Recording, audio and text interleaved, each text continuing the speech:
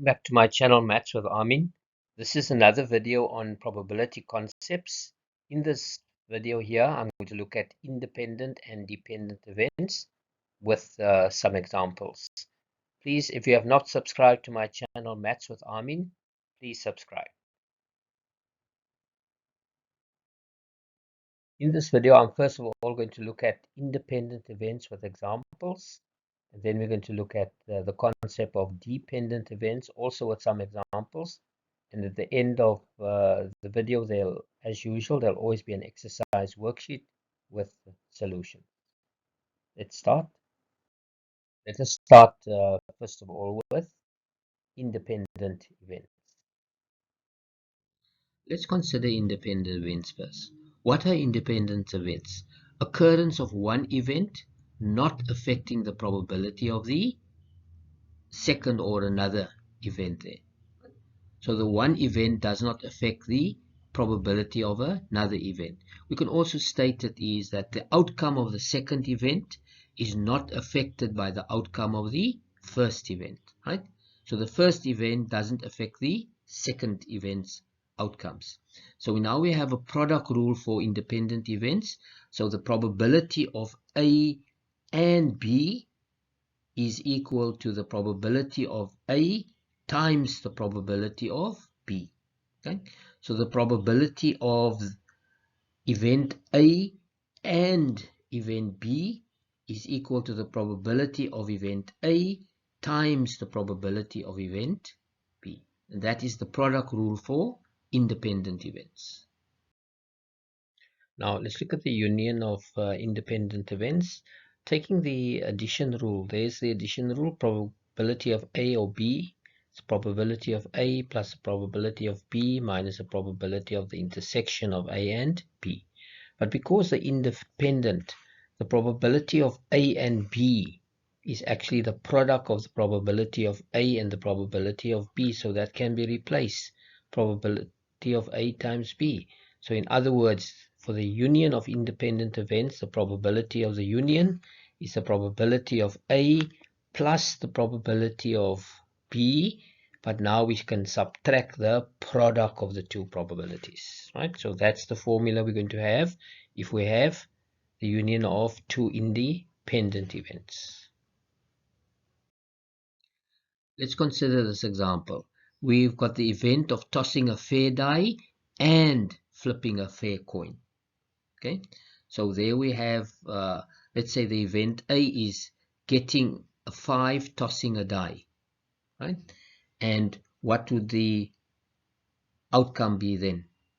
So the probability of event A, there's only one way we can get a 5, so that's 1 over 6. And event B, getting a head, flipping a coin, and getting ahead, there's only one way to get ahead, so that's 1 out of 2, so that's a 0,5.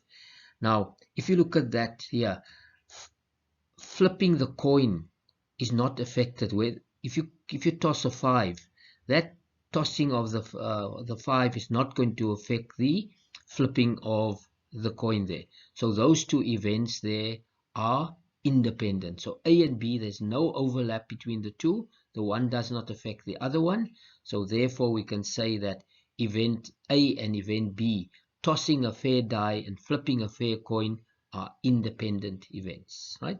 You can see there, probability of A times the probability of B. If I want to calculate that probability, I find the product. So it's 1 over 6 times 1 over 2. And 1 over 6 times 1 over 2 is going to be 1 over 12, right? So if they are independent events, I can just find the product of their two probabilities. Let's look at another example here.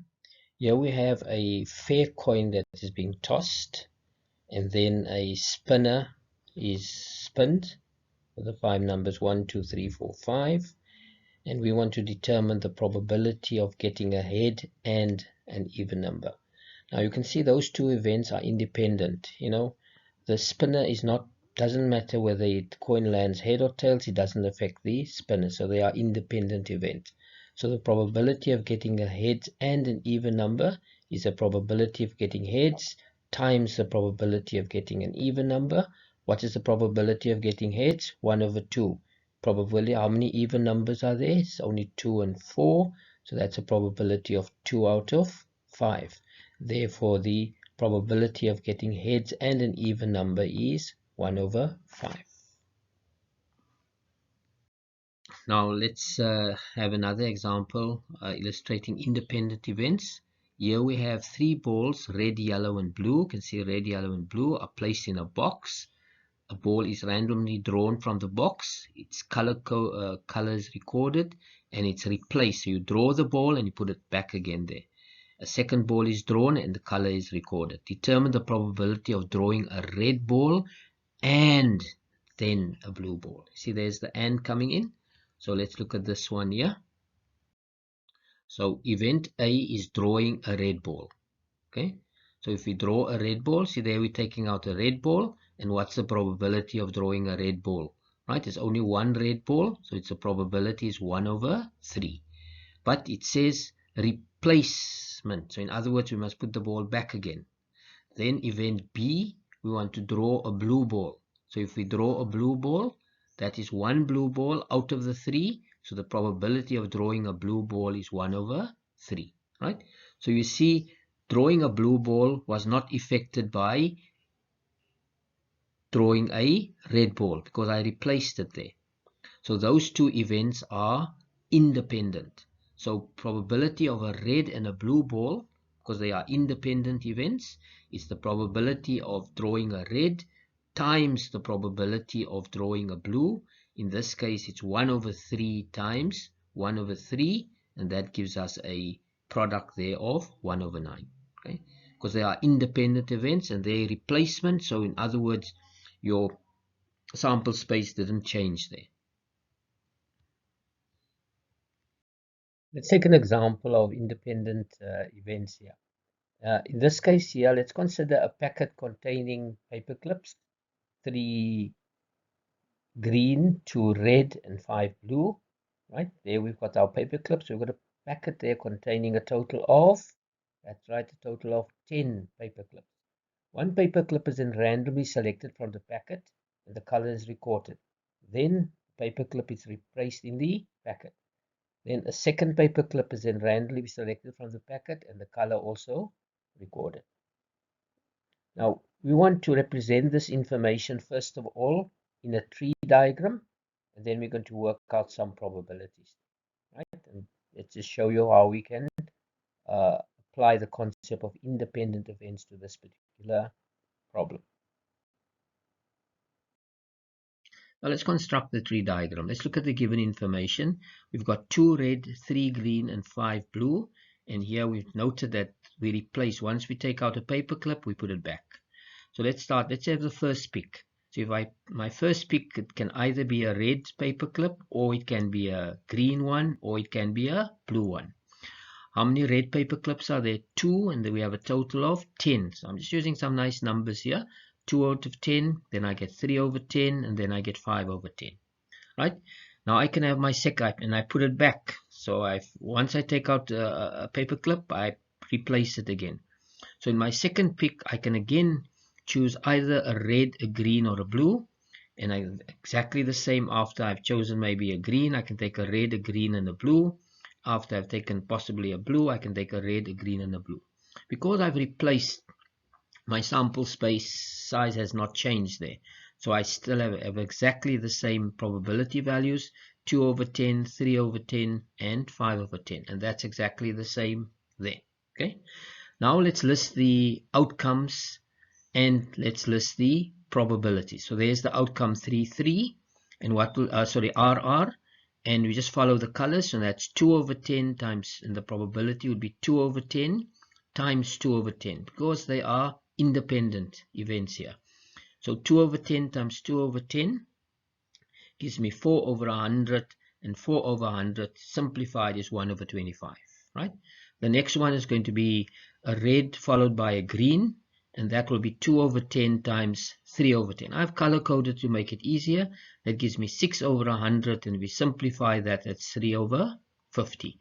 The same way, I get a red followed by a blue, so that's 2 over 10 times 5 over 10. That's 10 over 100, and that's 1 over 10. And I can do the same there. That's a green followed by a red, and then a green followed by a green, and a green followed by a blue. So I can get all my outcomes there. There's my outcomes. I can calculate the probabilities. There's the probabilities for green and red and green and green and green and blue. Simplify that. Those are the values I get there. In exactly the same way, I can calculate the probability. That's 5. I can just follow the colors. 5 over 10 times 2 over 10. Then 5 over 10 times 3 over 10. And 5 over 10 times 5 over 10. Calculating that. And then, right? Quick bit of arithmetic. If you add up 1 over 5 plus 2 over 5 plus 1 over 10, etc., up to 1 over 4, the sum of these probabilities will be exactly 1. And just double check that, give you a chance to try it. Can you see? It's exactly 1. So there I've completed my tree diagram. As you can see, it's a nice organized way. You can see that's your first pick and your second pick. It even shows your outcomes, and you can actually see the probabilities there, right? I've just used the colors to make it easier for you to follow what's happening. So there I've completed my tree diagram. So that's the first part of my question, drawing the tree diagram. Now let's see how we can use our tree diagram. So there I've got our completed tree diagram. I've just taken some of the other calculations out, so just make it a little bit more simpler there to use. We want the probability of selecting first a red followed by a blue, right? So I've got red followed by a blue, and this is I'm going to use my product rule because they are independent events. So A will be red and B will be blue. So let's see probability of a red then a blue. So I follow a red and then blue. Can you see that? I go along that way and along that way. And there's my outcome, red, blue. And what is that there? That is going to be 2 over 10 times 5 over 10, probability of red times probability of blue, 2 over 10 times 5 over 10. It gives me 10 over 100, which is 1 over 10, which obviously is 10%. Right, so there I've calculated that one. Now let's look at the second question here. The second question, we want to determine the probability of randomly selecting a green and a blue paperclip. Let's get our tree diagram back. There's our tree diagram. Now, because we are replacing the paper clips every time it is selected, the events of selecting green and blue would be independent events, right? So let's look at our tree diagram here and see where do we see green and blue. So if I look there, I want to get the probability of green and blue. There we have a green and blue. Okay, so I can just write that as probability of green and blue. But we didn't specify which one comes first. So green and blue, and the other possibility could also be, or we could also look for blue and green. If I look for blue and green, can you see there's our blue and green? So I can have, because I have or, we will add the probability of green and blue plus the probability of blue and green. So I've got a choice between green and blue and green. Now, because we have independent events, the probability of green and blue becomes the product of the probability of green with the probability of blue. And we'll add to that, for the same way here, probability of blue and green would be the product of the blue and the green, probability of the blue times the probability of the green. Let's look at our tree diagram. Probability of green, there we have probability of green, which is 3 over 10. And probability of getting a blue is 5 over 10. And we're going to add to that probability of blue again. There we can see probability of blue is 5 over 10. And the probability of green here is 3 over 10. If we simplify that, we add the two products, we get the probability being exactly 3 over 10 or 30%, right? So if we have independent events, you see here we said green and blue. We didn't specify which one first. We said green and blue. So green and blue, I have also a choice of blue and green. Another example here. We are given two events A and B such that the probability of event A is 0,5, probability of event B is 0,4, and the probability of event A or event B is 0,7. So we have to determine whether events A and B are independent.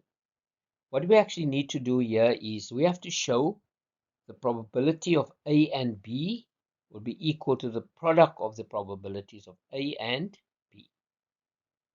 So let's take our addition rule. Probability of A or B, probability of A plus the probability of B minus the probability of A and B. Let's see what is given. We are given here the probability of A or B is 0,7. Let's substitute that 0,7. There's it there. Probability of A is given as 0,5. Let's substitute that. There's a 0,5. Probability of B is 0,4. So we substitute the probability of 0,4. So now we can calculate the probability of A and B. If I transpose it to the left side, probability of A and B will thus be equal to 0,5 plus 0,4, subtract from it 0,7. We simplify that, we get 0,2. But we also have to show the product. So let's look at the product of probability of A and probability of B. Probability of A given as 0,5. Probability of B is given as 0,4. And if we calculate that, I get 0,2. So now we see that there we have a 0,2 and there we have a 0,2. So we can then from that deduce the probability of A and B is equal to the probability of the product of A, probability of A and probability of B. Now, if we look at what we wanted to do, and we have shown there that the probability of A and B is equal to the product of the two probabilities. And therefore, we can say A and B are independent events.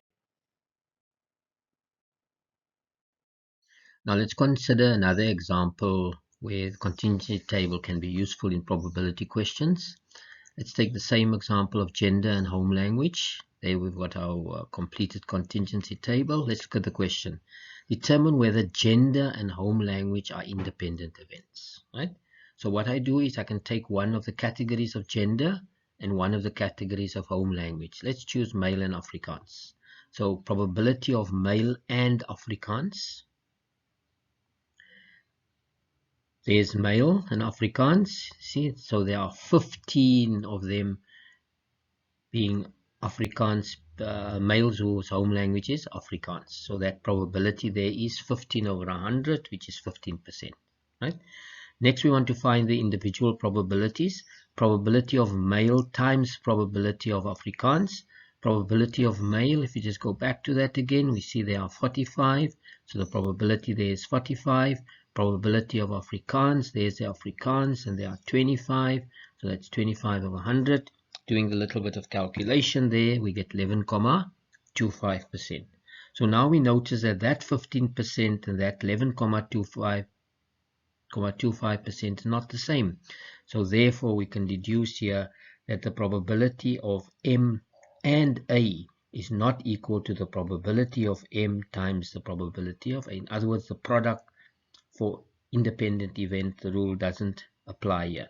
So therefore they are not independent events. Now let's look at the concept of independent events. Now let's consider the concept of dependent events. The outcome of the second event is affected. Here it is affected by the outcome of the first event. So in other words, the product rule of dependent events is going to be slightly modified now. Probability of A and B is the probability of A, the first event, times the probability of B, but after the first event has occurred. You see, there's a little difference there. Probability of B after the A, because that there's something at the first event, the outcome of the second event is affected by the outcome of the first event. So we're going to just show you what we mean by that there. To illustrate this, we take the same example, but we're making just a slight change here. We have the 3 balls, red, yellow, and blue, and a ball is randomly drawn from the box, but here we have it's not replaced, right? So once you take the ball out, you don't put it back again. That's where the difference is coming. So now the outcome of drawing the blue ball is going to be affected by the event A having taken place, and we say that it's not being replaced there. Now let's look at the solution here. There's our box with the red and the yellow and the blue ball. So event A is drawing a red ball. So if I draw a red ball, there's the red ball there. And the probability of drawing a red ball from the 3 is the probability of getting a red is 1 over 3. But now we had the restriction no replacement. So that ball is not being placed back. So I'm left with 2. So what's the probability of drawing a blue ball? Probability of drawing a blue ball, that is going to be 1. There's 1 blue ball and there are 2, so the probability of a blue ball is 1 over 2. So you can see there's a difference, right? Drawing the blue ball has now been affected by the first event, because the first event I removed the ball but I did not replace it. So in this case here, we've got dependent events. And how do we do that? Probability of red times the probability of blue after red has occurred. Okay, so what's the probability of red? 1 over 3. But drawing the blue after the red, there's a change now. It's 1 over 2, not 1 over 3. So that is going to be 1 over 6. Now, let's take the same problem, but we're going to modify it slightly. Okay, so you can see we still have our 2 red and 3 green and 5 blue paper clips, but now we say not replaced. You see the previous one we had replaced, so let's see what the tree diagram looks like if we say not replaced. So there we have 2 red, 3 green and 5 blue, and we're noting that it says no replacement. So let's start off there. Then we want to get our tree diagram. So again, there's our first pick. We can pick a red, a green, or a blue. Okay, and again there, because we have 2 red, it's going to be 2 over 10. So first pick 3 over 10, and the blue is going to be 5 over 10. But now we say there's no replacement. So once you take out a red, you started off with 10 paper clips. Now you have 1 less paper clip, right? So my second pick, I'm also going to get red, green and blue, and I'm also going to get red, green and blue for my second pick, and red, green and blue. But let's see what the probabilities would be now. Because my sample space is now changed, you see this is now not independent. The second pick depends on what happens on the first pick. So if I had 2 red and I already took out 1 of the reds, I have, how many reds do I have left? Now I only have 1 red left, but I haven't replaced the red, so I now have 1 over 9. I haven't taken a green, so I still have my 3 greens, but I only have 9, so that's 3 over 9. Okay, I haven't taken any blue, so that's 5, but now it's 5 over 9. As you can see, with no replacement, that denominator of 10 now becomes the denominator of 9. You can quickly do with a little bit of maths here. 1 plus 3 plus 5, it still gives me 9 over 9, right? So just be careful here. Here I've got 3 over 10. So now I'm going to have 9 paper clips left. I haven't taken a red, so I still have 2 over 9. I've taken a green, so instead of having 3 greens, I now only have 2 to choose from. I haven't taken a blue, so that's still 5 over 9. The same way here, as you can see, that's the denominator of 10. There I've got a denominator of 9. I haven't taken a red yet, so it's 2 over 9. I haven't taken a green, so that's 3 over 9. But I've taken a blue, so I don't have 5 blues to choose from now. I have 4, so that's 4 over 9. You can see the sum of the probabilities on these 3 branches is 1. The sum there is 1, and the sum there is 1. Okay, I can write down the outcomes again. So the outcomes there is exactly red and red and red and green, right? You can there I can calculate, and you see now I get 2 over 10 times 1 over 9, so that gives you 1 over 45. And the same red and green, it's going to be, you can just follow the colors there. That's 2 over 10 times 3 over 9, which gives me 1 over 15.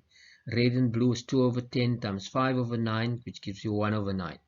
Okay, and then if I take green and red and green and green and green and blue, and then blue and red and blue and green and then blue and blue, and if I calculate the probabilities, that's what I get there. I calculate the probabilities, I get that there.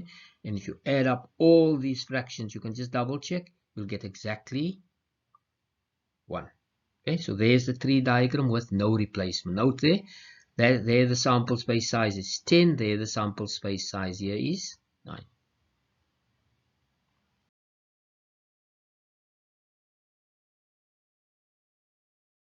Now let's consider an example here. We want to determine probability of a blue, then a blue. So that's dependent events because there's no replacement, and therefore it will be the probability of the first event times the probability of the second event after the first has happened. So then it's blue, probability of blue times the probability of blue after blue, and there's the probability of getting a blue, that's 5 over 10, and then the probability of getting a blue again, but now it was no replacement, so that is times 4 over 9, and that gives us the 5 over 10 times 4 over 9 gives me 2 over 9. So that is blue then blue, and this is one with no replacement. Now let's consider the following example. We are given two different events A and B, such that the probability of A is 40%, probability of B is 25%, and the probability of A or B is 60%. So we must determine whether the events are independent or dependent. Let's see that. First of all, what we need to show. We need to show that the probability of A and B will be the same as the probability of the product of the probability of A and the probability of B, the product of the probabilities. If you can show that, then the events will be independent. If not, then the events will be dependent. Let's see. Let's take our addition rule there. Probability of A or B is probability of A plus the probability of B minus the probability of A and B. Let's see what's given. We are given A or B, which is 60%. So let's substitute the 60% in our equation there. Probability of A is 40%. Let's substitute the 40% there for the probability of A. Probability of B is 25%. Let's substitute the 25% there. Okay. If you now transpose the probability of A and B, we get 40% plus 25% minus 60%. That gives us 5%. We also have to work out the product. Probability of A times the probability of B. Probability of A is 40%, so it's 40% times the 25. 40% times 25 gives me 10%. Now if you look at that, there we've got 10% and there we've got 5%. They're not the same. Therefore, we deduce here that the probability of A and B is not equal to the product. And what we needed to show there, because it's not equal to the product, therefore we deduce A and B are dependent events. Here's an exercise worksheet for you to practice to see whether you understand the concept of dependent and independent events. Question 1. There are two events given with some probabilities, so there you have to determine whether events A and B are independent. And here in question 2, we just have it there. We do state that the events are independent. Then you have to work out the probability of only A. Solutions you will find at the end of. Here's another question here. In this question here, the concept of dependent events will have to be utilized. Solutions you'll find at the end of the video. Here you are given a contingency table and you have to determine whether two events are independent on it. Here's the solution to the three problems in the exercise. Question 1, there we have the solution. You may pause if you want to spend more time with it. Question 2, there we have the solution to question 2. And question 3, there we also have the solution to question 3. And then the last question, question 4, also regard to independent events. There we have question 4. If you have enjoyed this video on independent and dependent events, which is one of a number of videos I've prepared on probability. I also have other videos on mathematics topics, and I would suggest that you also go and look at these mathematics topics there. And please, if you have not yet subscribed to my channel, Maths with Armin, please subscribe. And also share this YouTube channel with your classmates and friends. Thank you very much. Until the next video.